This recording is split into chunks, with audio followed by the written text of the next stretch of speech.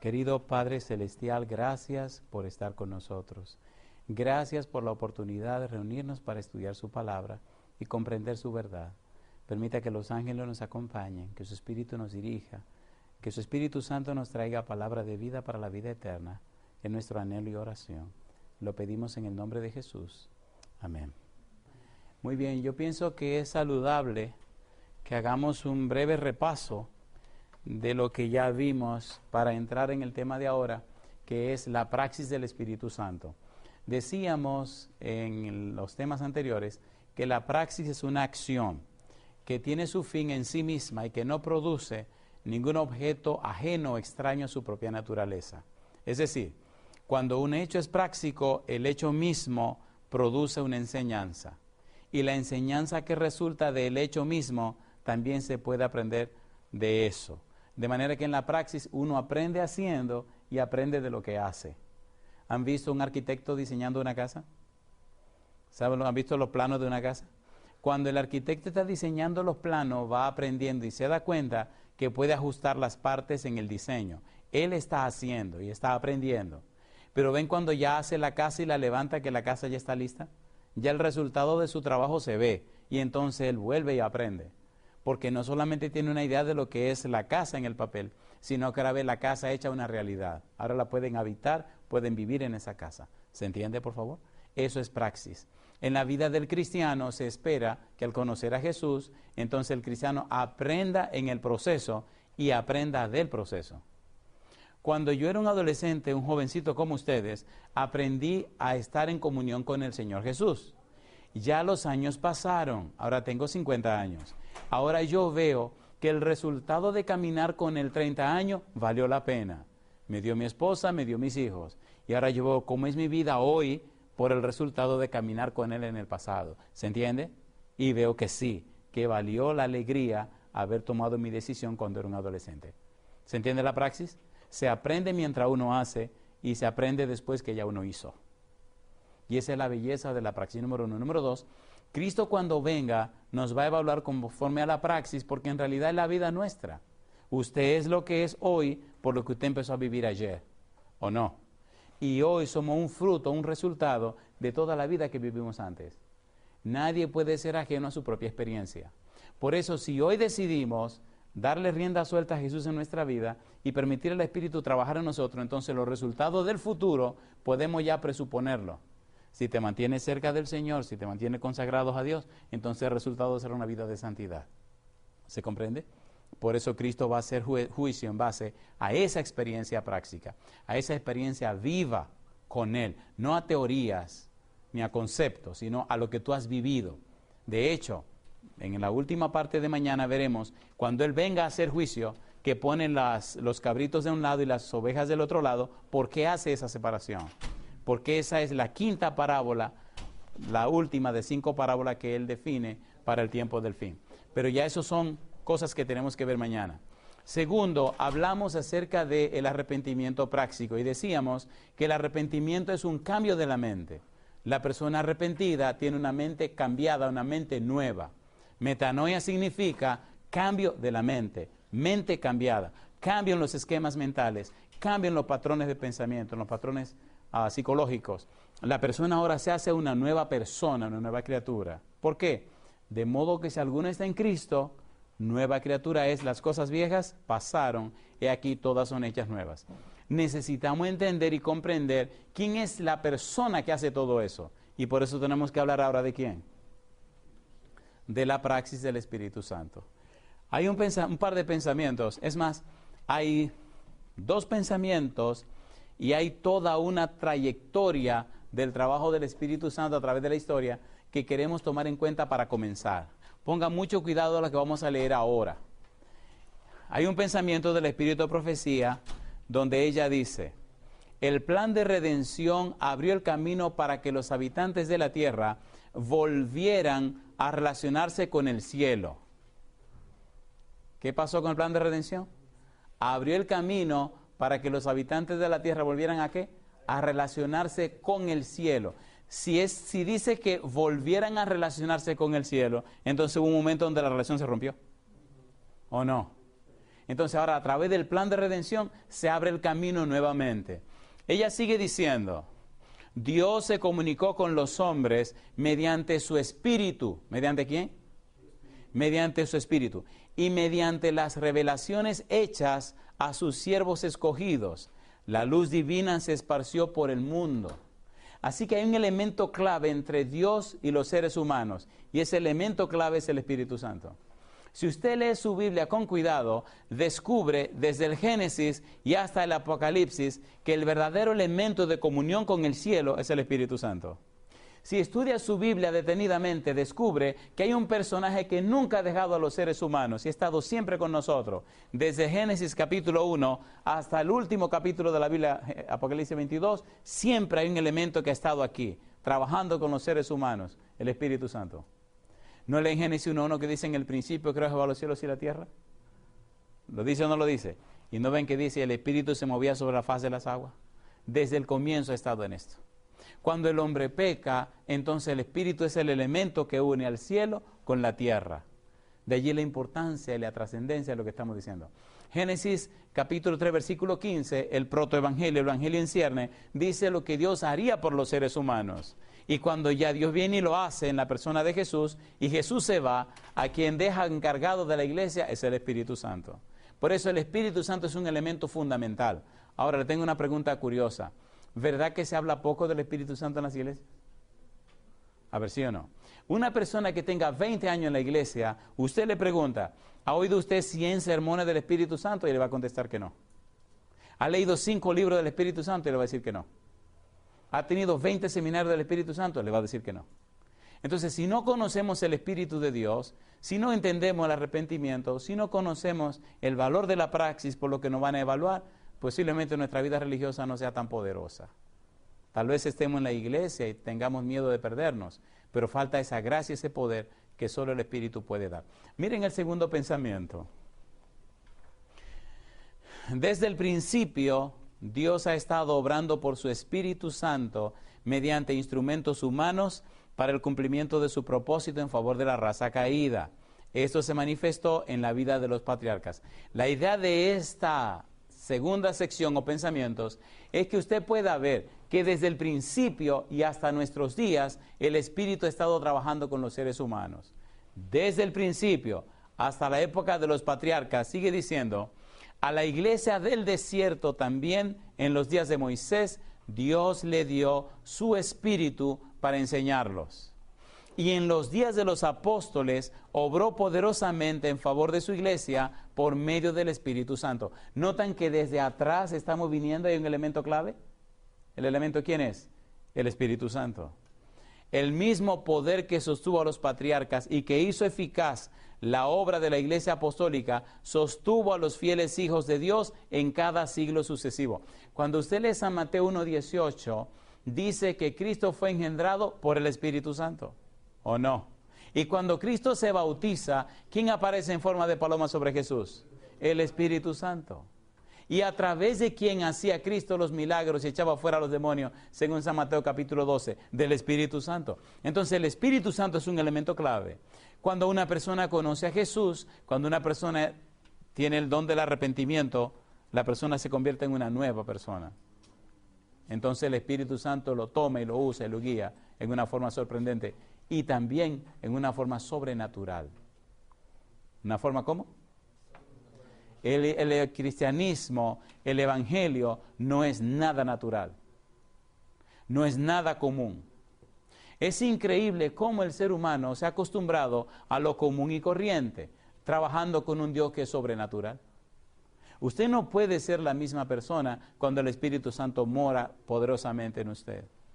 Tiene que haber un elemento sobrenatural que le hace vivir hasta una vida sobrenatural. ¿Se entiende la palabra sobrenatural? Fuera de lo común, fuera de lo corriente, algo único, algo maravilloso. Nos hemos acostumbrado a un estilo de vida cristiana que no tiene nada que ver con la Biblia. ¿Se acuerdan los apóstoles? ¿Se acuerdan los apóstoles? ¿Recuerdan quién era Pedro? Un pescador con la boca sucia, con un lenguaje extraño que hasta negó a Jesús. ¿Se acuerdan o no se acuerdan? Después que recibió el Espíritu Santo en Pentecostés, ¿se hizo Pedro una persona poderosa? ¿Predicó y miles de gente se bautizaron? ¿Sí o no? ¿Sanó a Eneas? Sí. ¿Resucitó a una mujer, a Tabita Dorcas? Sí. ¿Sanó al cojo cuando llegó al templo? Sí. ¿Qué es lo que estoy diciendo? Que cuando el Espíritu se adueña de tu vida, en tu vida pasan cosas sobrenaturales. Podría pasar la tarde contando la experiencia de milagros increíbles que Dios ha hecho en la vida nuestra. Cosas que no se pueden explicar. ¿Por qué? Porque uno es algo, no. Porque cuando usted verdaderamente tiene el Espíritu de Dios, el Espíritu hace cosas maravillosas. Y ojalá comience con la vida de ustedes ahora que están jovencitos. Porque si no, vivir una vida cristiana por vivirla yo no le veo ningún sentido. Ningún sentido. Cuando llegué a la iglesia, era un adolescente, le contaba. Doy gracias a Dios porque yo no quería ser igual que todo el mundo. No tiene ningún sentido. ¿O le gustaría a ustedes seguir siendo la misma cosa y repetir lo mismo? ¿Qué gracia tiene? En estos días pasamos por una ciudad y había un edificio que decía 1877. ¿Se imagina lo que estaba en ese edificio en 1877? Imagínense una gente que tuviera en 1877 15 años. ¿Cuántos años tendría ahora? Ninguno, está muerto, está enterrado también. 1877, 1977, ¿cuántos años pasaron? 100 años, tendría 115. Y para una gente de 115 años, ¿para cuánto sirve? O sea, el tiempo como quiera va a pasar. La pregunta es cómo tú le estás aprovechando. De allí la importancia de entender esto. El Espíritu Santo a través del tiempo siempre ha estado sosteniendo a la iglesia. Fue el poder del Espíritu Santo lo que durante la época del oscurantismo permitió a los cristianos valdenses contribuir a la preparación del terreno de la Reforma. Fue el mismo poder lo que hizo eficaces los esfuerzos de muchos nobles hombres y mujeres que abrieron el camino para el establecimiento de las misiones modernas. Si la iglesia cristiana existe en la tierra, es gracias al Espíritu Santo. Hoy los heraldos de la cruz preparan el camino para la segunda venida de Cristo. Así la tierra ha de ser iluminada con la gloria de Dios. Hechos de los Apóstoles, página 43-44. Aquí me detengo. ¿Qué es lo que, pastor, usted nos quiere decir? Que el elemento clave de la obra en la tierra, en la iglesia, es el Espíritu Santo. Por eso hay que entender la praxis de ¿quién? Del Espíritu Santo. ¿Cómo funciona? ¿Cómo hace el Espíritu Santo? Y es lo que nos trata ahora, el desafío que tenemos ahora. San Juan capítulo 16, versículo 8. Vamos a trabajar. Juan 16, 8. Siendo que Él ha estado presente siempre, siendo que Él está con nosotros, entonces, ¿cuál es su trabajo? ¿A qué se dedica Él? ¿Cuál es su obra? ¿Cuál es su praxis? San Juan 16, 8. Dice el versículo 8. Cuando Él venga, ¿qué cosa? Y cuando Él venga, convencerá al mundo de pecado, de justicia y ¿qué más? Y de juicio. La obra del Espíritu Santo tiene ¿cuántas partes? Tiene 4 partes. Vamos a aprendernos esto, porque de esto depende la vida de mucha gente. En tu vida cristiana tienen que pasar esas 4 experiencias. Si el Espíritu está trabajando contigo, tiene que vivir estas 4 experiencias. Número 1, convencer al mundo de pecado. Número 2, convertir al pecador. Número 3, purificar al cristiano. Y número 4, entregar la comisión evangélica al creyente y capacitarlo para el servicio. Esa es la praxis del Espíritu Santo. La práctica del Espíritu Santo. Comienza convenciendo al hombre de pecado, convenciendo al pecador. Sigue convirtiéndolo. ¿Se acuerdan que hablamos del arrepentimiento? ¿Se acuerdan? Le cambia la mente. Purifica al cristiano, lo hace una persona santa, una persona noble, una persona como Dios manda. Y por último, lo toma y lo unge con su presencia y le da dones espirituales para cumplir la misión. Vamos a ver rapidito estas 4 partes en la obra del Espíritu Santo y vamos a hacerlo en la Biblia. Vamos con la primera. San Juan capítulo 16, versículo 8 nos dice convencer de pecado. ¿Qué es convencer? Ya le decía en el seminario anterior que la palabra convencerá significa te va a presentar todas las evidencias de cuál es tu condición. Te va a hacer ver toda tu situación como un abogado presenta las evidencias. Y cuando te presenta las evidencias, ya tú no tienes nada que hacer. Te queda calladito y te dice, ¿ves que eres un pecador? Sí, pues entonces ven, ahora te voy a ayudar. Cuando usted llega donde un médico y el médico le muestra y le enseña los resultados del estudio, los estudios que le hizo, y le dice, mira, estos son los resultados. Tiene apendicitis grave, hay que operarte ya mismo. Mi pregunta, ¿le dice usted que lo deje para dentro de 2 o 3 meses? No, hay que abrir ya. Y hay que abrir ya. Entonces hay que sacarles, eso pasa con el Espíritu Santo. Aquí están los resultados de los estudios. Aquí están los resultados de los análisis. Ahora el Espíritu te convence, eres pecador, tengo que trabajar contigo. Y entonces la persona acepta aquello. Veamos cómo lo dice la Biblia. Romanos capítulo 3, versículo 23, ¿cómo dice? Romanos 3, 23.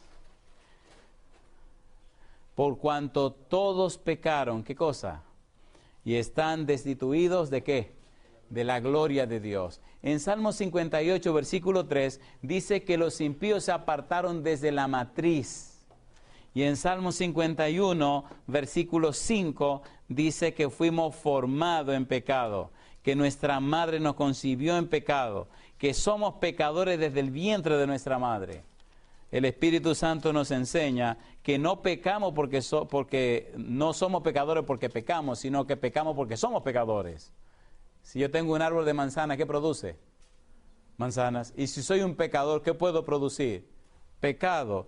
Salmo 51:5, mira lo que dice. Esta parte es sumamente interesante porque es negarse a esto lo que impide que él pueda trabajar. He aquí en maldad he sido formado y en pecado me concibió mi madre. ¿Qué es lo que está dañado en el ser humano? San Marcos capítulo 7, versículo 21 al 23. ¿Qué es lo que está dañado en el ser humano?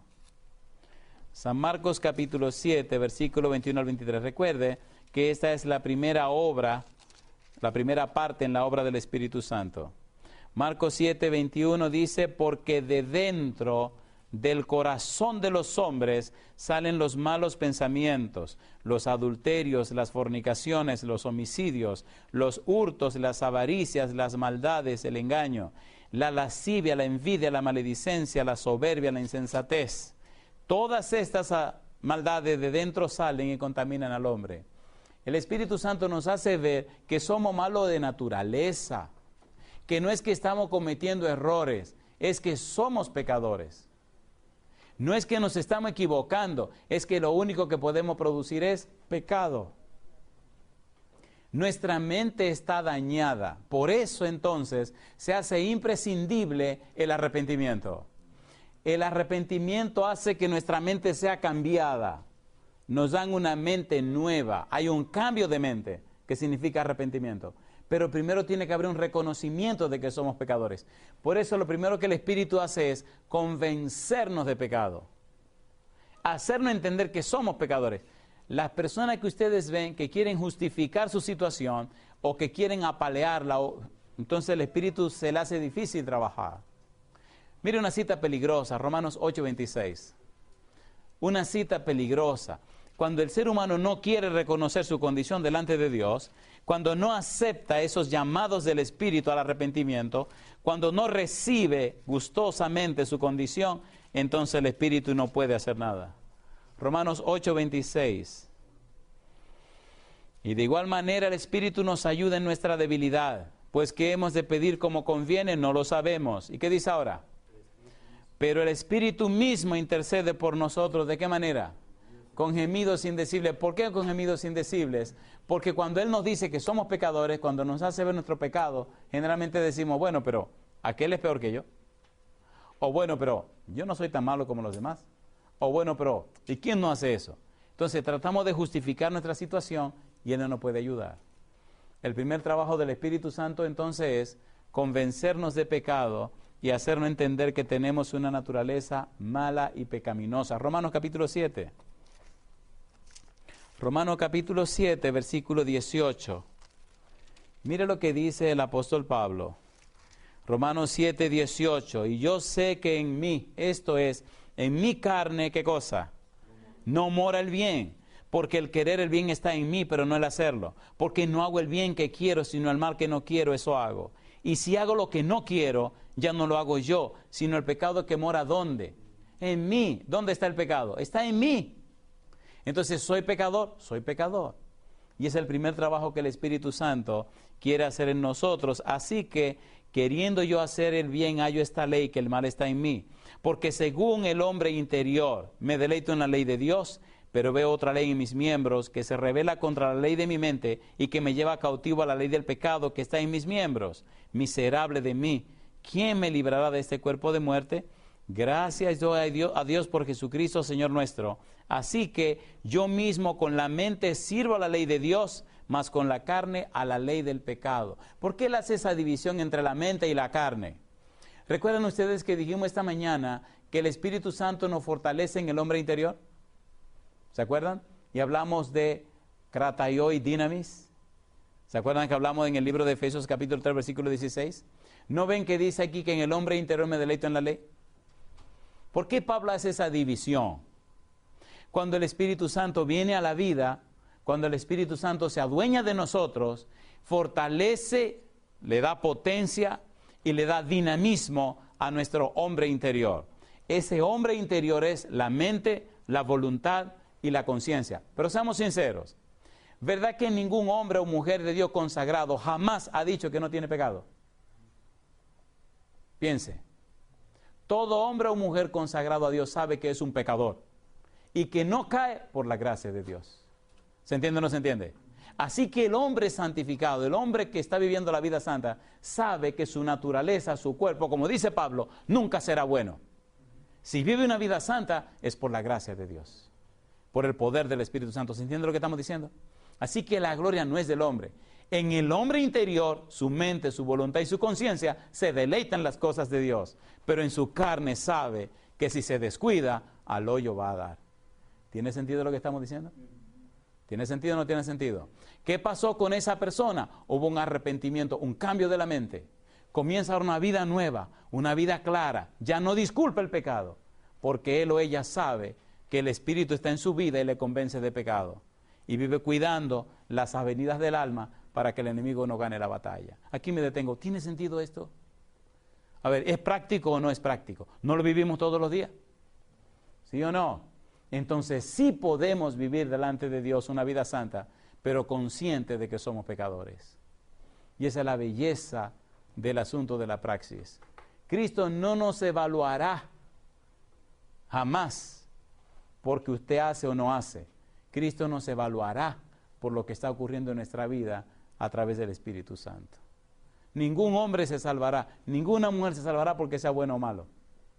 Siempre se salvarán por la gracia de Dios, por la misericordia de Dios, por la bondad de Dios, por el amor de Dios, que obrando en su vida lo cambia y lo transforma a la semejanza de Cristo Jesús. La gloria siempre será de Dios. ¿Se entiende? No hay nada de lo que podamos nosotros jactarnos o sentirnos orgullosos. Veamos un poco más. Vamos a ver algunos detalles. 1 Corintios capítulo número 15.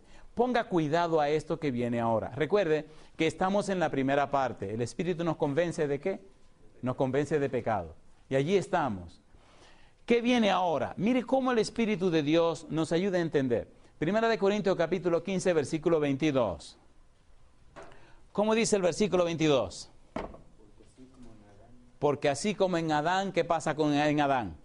Todos mueren. ¿Qué dice ahora? También en Cristo todos son ¿qué?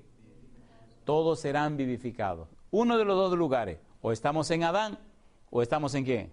O estamos en Cristo. Si estamos en Adán, estamos perdidos. Si estamos en Cristo, estamos salvados por la gracia de Dios. Y es lo que el Espíritu hace. Tu situación en Adán es desesperada, estás perdido. Pero ven que aquí está Cristo que te da salvación y vida eterna. ¿Quién nos convence de eso? El Espíritu Santo. Versículo 45. Dice el versículo 45, 1 Corintios, capítulo 15, versículo 45. Deberíamos concentrarnos ahora en esto que viene, porque es una explicación muy curiosa. Así también está escrito, fue hecho el primer hombre Adán, alma viviente, el postrer Adán, espíritu vivificante. Recuerde que el contraste es entre Adán y Cristo. Dice el versículo 46, mas lo espiritual no es primero, sino lo animal, luego lo espiritual. ¿Cómo le llama a la gente de Adán? Animal. El primer hombre es de la tierra, el terrenal. El segundo hombre, que es el Señor, es del cielo.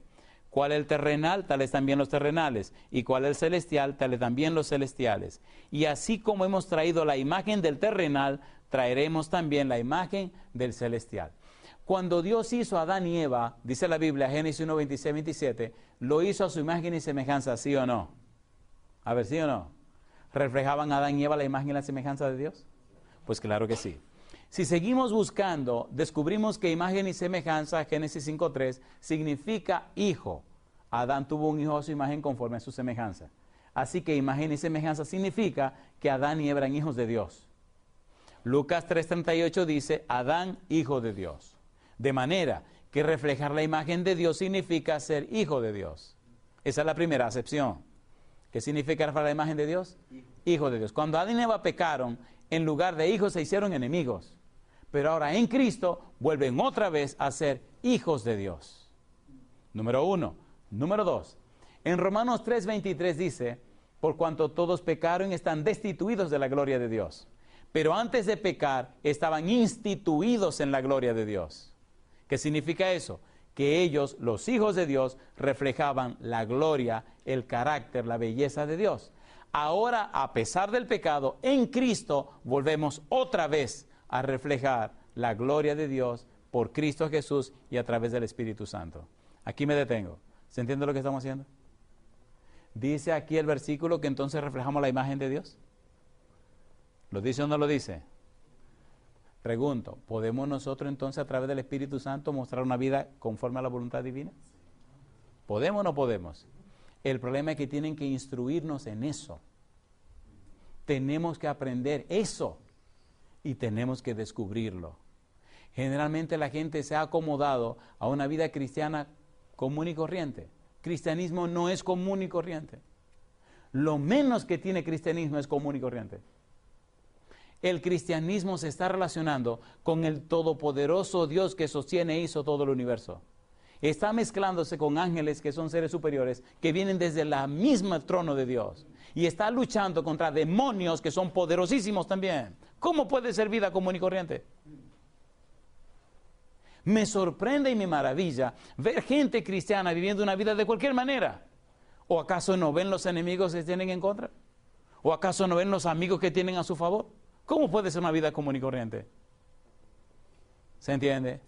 En algunos lugares que he tenido que viajar, he tenido que hablar con personas que tienen demonios. Y es interesante cuando el diablo te habla y cuando te dice cosas y cuando te explica las veces que ha intentado matarte. Eso es interesante. Alguien diría, no es interesante. Es interesante. La vida sin desafío no tiene sentido.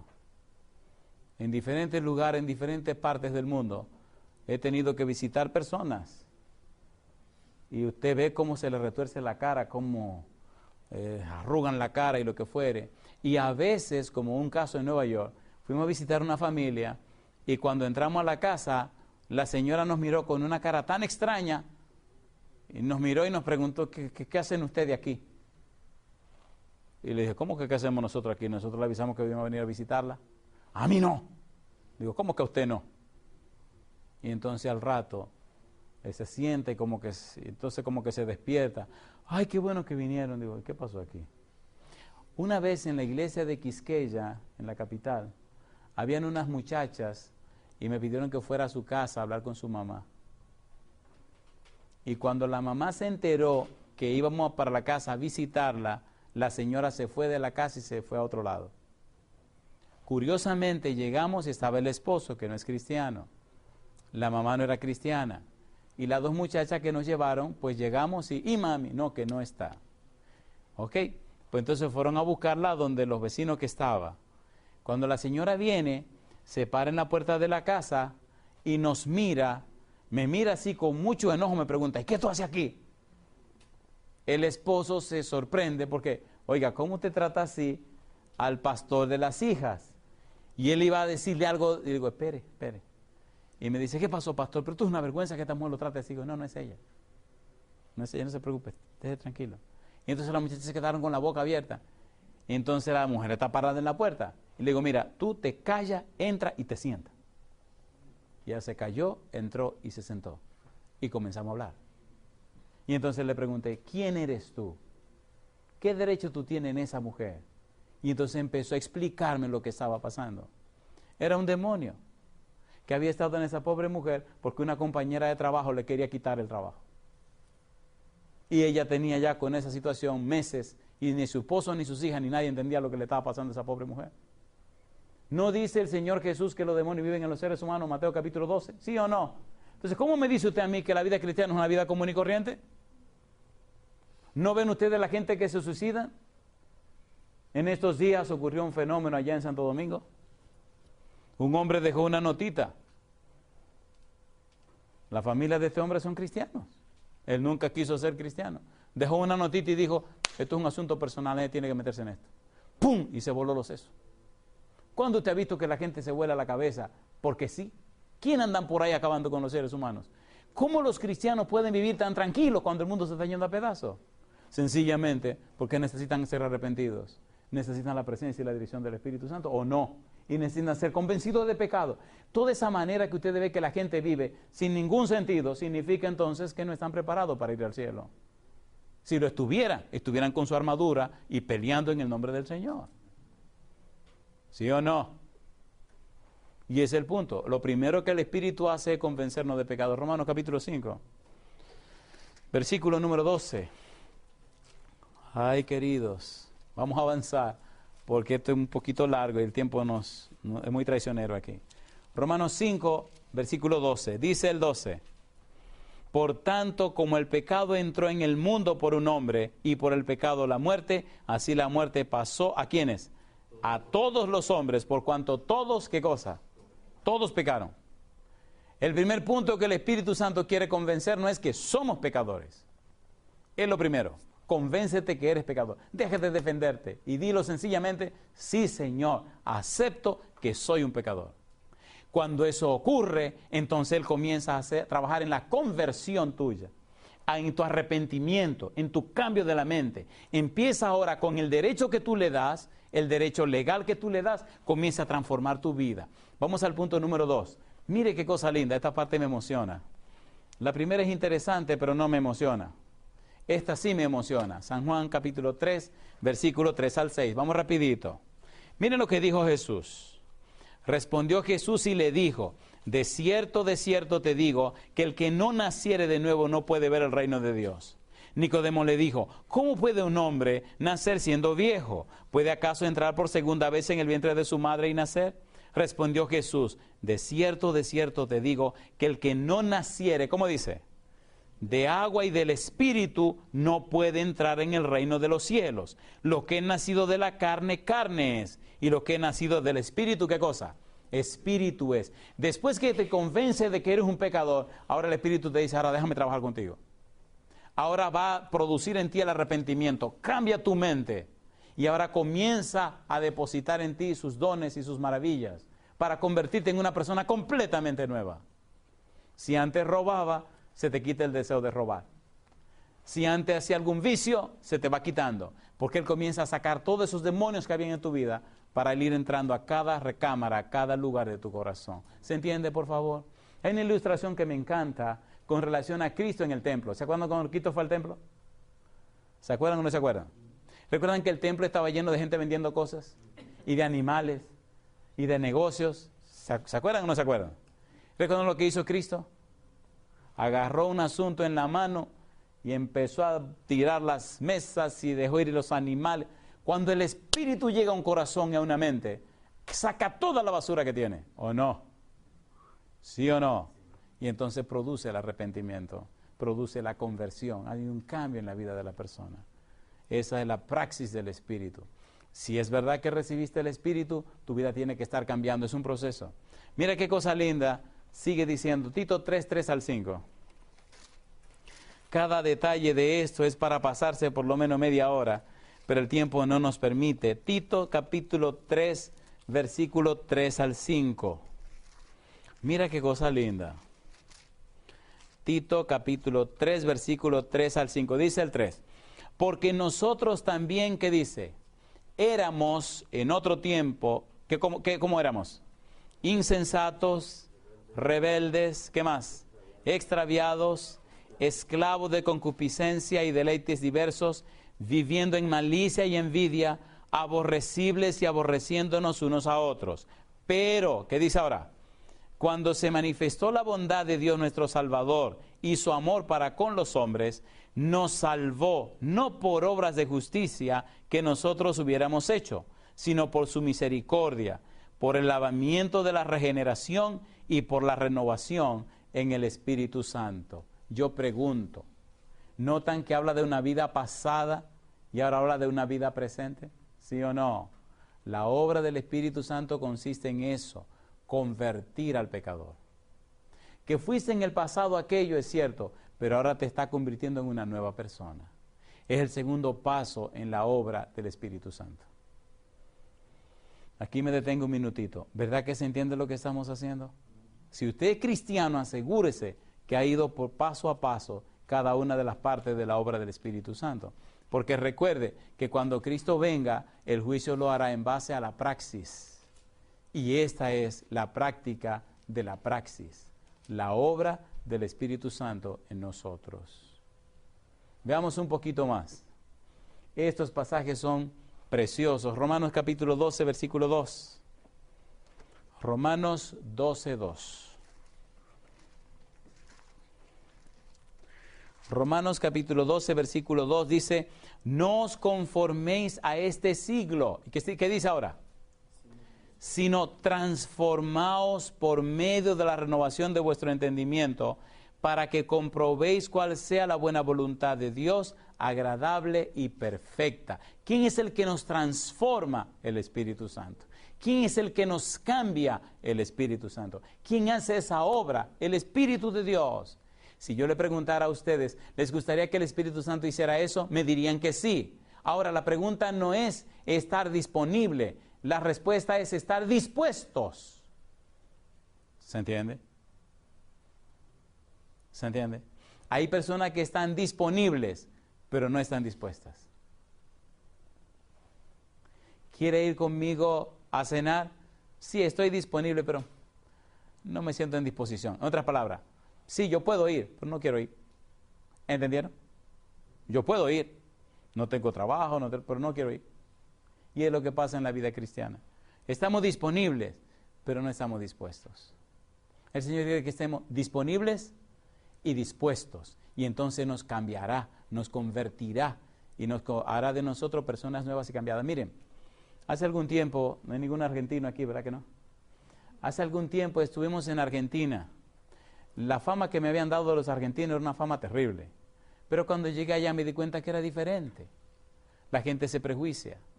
Y todavía hoy, todavía en el baño que estaba hace un momentito, me encontré con un muchacho que estudió en Argentina.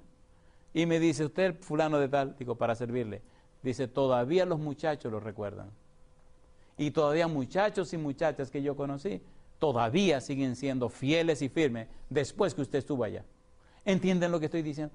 Cuando el joven o la joven, cuando la persona, el ser humano, se conecta y conoce y entiende verdaderamente el asunto y se pone a disposición del Espíritu, su vida ya no puede ser igual. Ya no puede ser igual. Hubo un muchacho que estuvo allá con nosotros y el año pasado en el GYC, en Andrews, vino y nos sentamos para hablar un ratito. Y cuando llegó para dialogar ese ratito y empezamos a hablar, comenzó a llorar. Y le decíamos, ¿pero por qué tú lloras? Y le preguntamos, ¿por qué llora? Y dice, yo no sé por qué yo lloro. Yo lo que sé es una cosa, que lo que usted me está diciendo como que me está arrancando algo en mi corazón. Yo nunca había pensado en esto. Yo nunca había sentido la necesidad de que estoy sintiendo ahora. Y yo estoy en la iglesia desde que era un niño. Nos hemos acostumbrado a una vida religiosa, pero no hemos descubierto la grandeza del cristianismo. ¿Se entiende, por favor? Hemos convertido la religión en una costumbre. Y eso no es así. El Espíritu Santo es una persona activa y dinámica. Y cuando te atrapa, te cambia y te transforma. No solo a ti, sino a todos los que te rodean. Y donde quiera que tú llegas, levanta una revolución. Permita a Dios que haya esa revolución en nosotros, que se traduce en una vida convertida. ¿Se entiende, por favor, lo que estamos diciendo? Por eso Cristo enfatiza, le voy a hacer juicio en base a la praxis. Por eso el Espíritu viene para producir la praxis en nuestra vida. Lo lindo es el resultado hermoso que es tu vida para beneficio de todos, donde quiera que tú llegas. por la radio, por la televisión, por la prensa, por todos los medios. Entonces Dios te usa para llevar la bendición a todas partes del mundo, lugares que tú ni te imaginas. Una vez estaba en Paraguay. No hay ningún paraguayo aquí, ¿verdad que no? Y una noche me alojaron en una casa de familia, y entonces la señora de la casa estaba hablando con una hija que tiene en Japón. Y le dice a la hija, muy emocionada, tú no sabes quién está aquí en mi casa. Y la hija le dice, no mami, yo no sé quién. Y entonces le dice, aquí en mi casa está fulano de tal. Dice, yo no lo puedo creer. Le dice, sí, aquí está en mi casa. Dice, yo no lo puedo creer. Pues súbelo a la habitación, ponlo ahí, porque estaban hablando con la camarita se estaban mirando. Y bueno, yo subí y me senté, y cuando me pongo allí para que la tipa me vea y yo la veo, bueno, el otro lado de la señora era muy elegante, yo tampoco soy muy elegante. Pero empezó a llorar, digo, oye, yo soy tan feo que usted se pone a llorar. Y dice ella, no, lo que pasa es que aquí estamos oyendo sus sermones y yo estaba lejos de Dios. Yo no tenía ningún interés por Dios. Y desde que empecé a oír esos sermones, ahora yo no dejo de ir a mi iglesia. Pastor, miren, por la mañana estudio con mi esposo, leo mi Biblia, oro. Desde que yo empecé a oír esos sermones, mi vida cambió. Y ver que está en mi casa con mi mamá, y ahora yo lo estoy viendo, ¿cómo no voy a llorar? ¿Entienden lo que estoy diciendo? La razón, ¿entienden o no entienden? La razón por que la vida nuestra es tan sin sentido es porque no hemos tomado esto en serio. Seamos sinceros. El mismo relajo todo el tiempo. Cuando yo llegué a esto, les conté, yo le dije a Dios, conmigo no. Este relajo de ser lo mismo que todo el mundo, conmigo no. Si usted es un ser real, yo lo quiero conocer. Y no le cuento cosas porque muchas no la van a creer. Y yo no voy a alimentar su incredulidad. ¿Es Dios un Dios personal? ¿Vino Dios a la casa de Abraham y comió en la casa de Abraham? ¿Le lavó a Abraham los pies al Señor? ¿No, ¿se acuerdan o no se acuerdan cuando iban para Sodoma y Gomorra a destruir? Y Dios le dijo, ¿cómo hago esto si decirle a mi amigo Abraham cosas lindas? ¿No le gustaría ser amigo de Dios? ¿Por qué ustedes creen que yo esté aquí con ustedes este fin de semana? Yo no debería estar aquí. Tengo demasiado trabajo que hacer. Y el año pasado tampoco quería ir porque no tenía tiempo. Me dice, no, tú tienes que ir. Bueno, y aquí estoy. ¿Valió la pena que trabajáramos en eso? Pregunto, ¿vale la pena estudiar este asunto de la praxis o no? ¿Vale la pena o no vale la pena? ¿Por qué te van a hablar sobre eso? Porque Cristo no va a trabajar sobre conceptos, sino sobre una experiencia que tú vives. Eso te justifica o te condena delante de Dios. Y en la última parte hay dos palabras que vamos a estudiar en San Juan capítulo 3. Y no voy a adelantarle eso. Creo que nos quedan 10 minutitos, vamos rapidito. Convertir al pecador. Primera de Corintios capítulo 6, versículo 9 al 11. Mire qué cosa linda. Dice el 9, ¿no sabéis que los injustos no heredarán el reino de Dios? No erréis, ni los fornicarios, ni los idólatras, ni los adúlteros, ni los afeminados, ni los que se echan con varones, ni los ladrones, ni los avaros, ni los borrachos, ni los maldicientes, ni los estafadores heredarán el reino de Dios. Si ahí se quedara, ¿quién se salvaría? Pero qué cosa linda el versículo 11. ¿Qué hace el Espíritu Santo? Verso 11. Y esto erais algunos, mas ya habéis sido lavados, ya habéis sido santificados, ya habéis sido justificados en el nombre del Señor Jesús y por el Espíritu de nuestro Dios. Alabado sea el Señor. ¿Quién hace esa obra? El Espíritu Santo. ¿Quién convierte al pecador? El Espíritu Santo. ¿Le gustaría a usted que el Espíritu lo convirtiera? ¿A cuánto le gustaría que el Espíritu lo convirtiera? No me venga con el cuento de que tú eres cristiano y tienes mucho tiempo en la iglesia. Eso no significa nada. Jesucristo le predicó a la gente arrepentidos. Juan le predicó a la gente arrepentidos. Y los apóstoles le dijeron arrepentidos. ¿A quiénes? A los cristianos. De hecho, le tengo una noticia curiosa. ¿Saben por qué Cristo no ha venido? Porque los cristianos no están listos para ir al cielo. Cuando trabajemos mañana, se van a quedar con la boca abierta, viendo en la Biblia que Cristo no ha venido. No es por lo que están afuera, es por lo que están adentro. ¡Qué barbaridad! Y notarán que las parábolas, 5 parábolas que Cristo dio al final de su ministerio, se refieren a cristianos, no tienen nada que ver con los de afuera. ¡Qué vergüenza! Y todos le decimos de que ven Señor Jesús. ¿A qué? ¿A qué? ¡Qué barbaridad! Miren, vamos a avanzar que me quedan 4 y 4. Número 1, convence de pecado. Número 2, convierte al pecador. Mira qué cosa linda. Primero, convence al pecador. convence al pecador, convence de pecado. Y usted viene y dice, wow, pero es verdad que yo estaba perdido. Wow, pero es verdad que yo era un bandido malo. Señor, ¿y ahora? No, mi negro, no te preocupes, yo me encargo, dice el Espíritu Santo. Entra para el taller. Y ahí entra usted al taller con toda la basura y la mojiganga que usted trae. Te lava, te limpia, te cincela, te está convirtiendo. ¿Qué está haciendo el Espíritu? Convirtiéndote, cambiándote la mente. Te abre el cerebro, abre allí y dice, uff, este motor está fundido y te lo saca. Uff, esto está dañado y comienza a sacar toda la basura que tiene. Y empieza a ponerte piezas nuevas en la cabeza. Te está convirtiendo, te está arrepintiendo, está cambiándote tu mente. Y número 3, ¿qué hace después? Empieza ese proceso lindo de purificación. Primera de Juan 1:9. Vamos rapidito. Ya te produjo el arrepentimiento, la conversión, pero eso no para ahí. Primera de Juan 1:9, ¿cómo dice? Si confesamos nuestros pecados, ¿qué cosa? Él es fiel y justo para perdonar nuestros pecados. ¿Y qué dice ahora? Y limpiarnos, ¿de qué? De toda maldad. ¿Y limpiarnos de qué? De toda maldad. No te preocupes, mi hijo, yo me encargo. Efesios capítulo 3, versículo 16 al 19. Recuerde que ahora estamos en el proceso de la purificación. Ahora el Espíritu va a hacer un milagro grande, transformándote a la semejanza de Jesús. Efesios 3, 16 al 19. Para que os dé conforme a las riquezas de su gloria, el ser fortalecidos con poder en el hombre interior por su Espíritu. ¿Por quién? Por su Espíritu. Para que habite Cristo por la fe en vuestros corazones, a fin de que arraigados y cimentados en amor, seáis plenamente capaces de comprender con todos los santos cuán sea la anchura, la longitud, la profundidad y la altura, y de conocer el amor de Cristo que excede a todo conocimiento, para que seáis llenos de toda la plenitud de Dios. Note que del 16 al 19 habla de que el Espíritu Santo te fortalezca con poder en el hombre interior, para que Cristo habite por la fe en tu corazón y para que seas lleno de toda la plenitud de Dios. El Padre, el Hijo y el Espíritu Santo se comprometen a hacer de la vida tuya el modelo y el ejemplo que ellos quieren que tú seas. Y no hay poder superior al Padre, el Hijo y el Espíritu Santo, ¿sí o no? Si no se ha logrado en nuestra vida es porque no nos hemos puesto a su disposición. Si nos pusiéramos a su disposición, los tres vendrían a trabajar en nosotros. Alabado sea el nombre de Dios.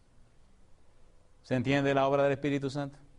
Así que ellos se comprometen a purificar tu vida, cambiarte y transformarte a su imagen y semejanza. Romanos capítulo 8, versículos 10 y 11.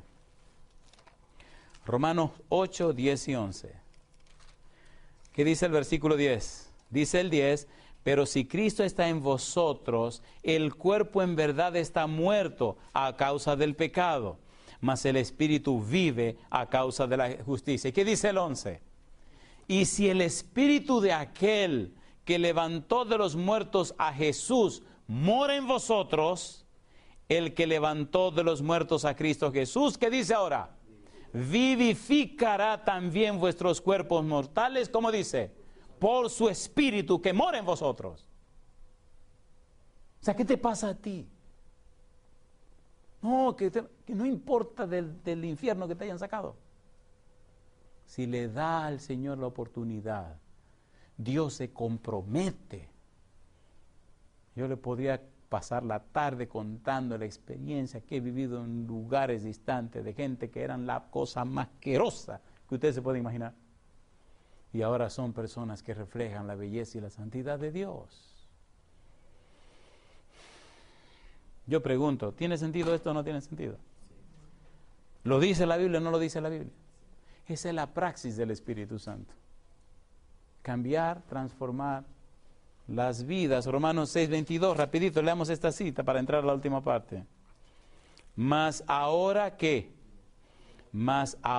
habéis sido libertados del pecado y hechos siervos de Dios, tenéis por vuestro fruto la santificación y como fin, ¿qué cosa? La vida eterna. ¿Es lindo o no es lindo? ¿Es lindo o no es lindo? A ver, ¿sí o no?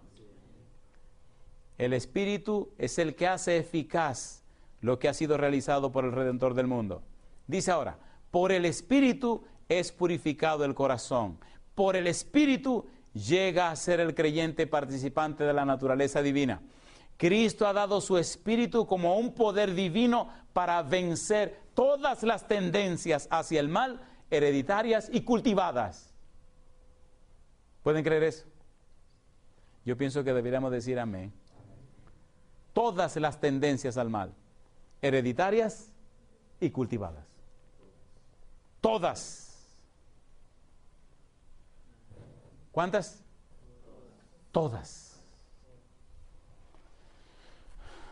Y número 4, entregar a la comisión evangélica al creyente y capacitarlo para el servicio. Escuche ahora, cuando una persona es convencida de pecado, cuando una persona es convertida, cuando una persona es purificada, entonces está lista para la misión. ¿Entendieron? ¿Entendieron? Si es verdad que vive esas 3 experiencias, no puede estar tranquilo. No puede estar tranquilo, porque él es un fruto del Espíritu de Dios. Y cuando el Espíritu te convence de pecado, cuando te convierte y cuando te purifica, inmediatamente te tiene un lugar para trabajar. ¿Entendieron, por favor? Y no espere que tu obra sea así. No, el Espíritu tiene como campo la tierra entera. No importa dónde tú vengas, tu familia, tu abuelo, al Espíritu no le importa eso. Lo que le importa es que tú le permitas trabajar contigo. Es más, puede que tú ni sepas leer ni escribir. A él no le importa lo que tú seas, a él le importa que tú le des la oportunidad. ¿Quién era Elías? Ni se sabe quién era Elías todavía. Solo se sabe que era de Tisbe, una aldea. ¿Y dónde está Elías en este momento? En el cielo. ¿Pero cómo es posible? Que todos esos sumos sacerdotes y toda esa gente santa se murieron aquí, quedaron hechas estiércol y Elías se fue allá arriba. ¿Qué pasó ahí? ¿Quién era Elías? Averigua quién era Elías. Dice Santiago, un hombre sujeto a pasiones como nosotros. Entonces no era buena cosa Elías. ¿Qué era Elías? Un cobarde. ¿No se acuerdan que Elías le salió huyendo a Jezabel? ¿Sí o no? Sin embargo, en su incapacidad lo entregó todo en las manos de Dios. ¿Qué hizo Dios con Elías? El tremendo Elías. Ahora en la fiesta de Yom HaKippurim, del Yom Kippur, ponen una silla para representar que ahí está sentado ¿quién? Elías. Así que es uno de los más grandes de los judíos, porque fue uno de los más sencillos y humildes que Jehová usó. Si eres orgulloso, el Señor tiene planes contigo. Si entrega tu orgullo, Dios te pone arriba, alto, más alto. Elías. ¿Y quién es el Elías actual? La iglesia bendita del séptimo día. Mi pregunta, ¿aceptará usted que el Espíritu haga su trabajo? ¿Sí o no? Por eso la comisión evangélica, San Juan 14, 7, 17, 26, Juan 15, 26, Juan 16, 8 y 13, 1 Corintios 2, 7, etc. El Espíritu nos lo entrega, pero primero nos prepara y nos capacita para la misión. ¿Duró Cristo 3 años y medio trabajando con los apóstoles? Sí. Cuando el momento llegó, ¿los llenó del Espíritu Santo? Sí. Oremos a Dios que le permitamos al Espíritu que nos prepare para hacer una obra grande al Señor. ¿Le gustaría ponerse en pie conmigo diciendo así: Señor, heme aquí, envíame a mí? Querido Dios, gracias por su palabra. Gracias por la oportunidad de estudiar su santo libro. Gracias por la praxis del Espíritu Santo que nos convence de pecado. Señor, que nos convierte. Señor, que nos purifica. Y Padre eterno, que nos entrega la gran comisión de llevar el Evangelio. Oh Dios, a estos jóvenes y jovencitas, a estos hermanos y hermanas, les dejamos en su mano santa. Llénalo con su presencia y a toda persona que escuche este mensaje en cualquier lugar del mundo, que le permitan al Espíritu hacer su trabajo. Lo pedimos en el nombre de Jesús. Amén, Señor. Amén.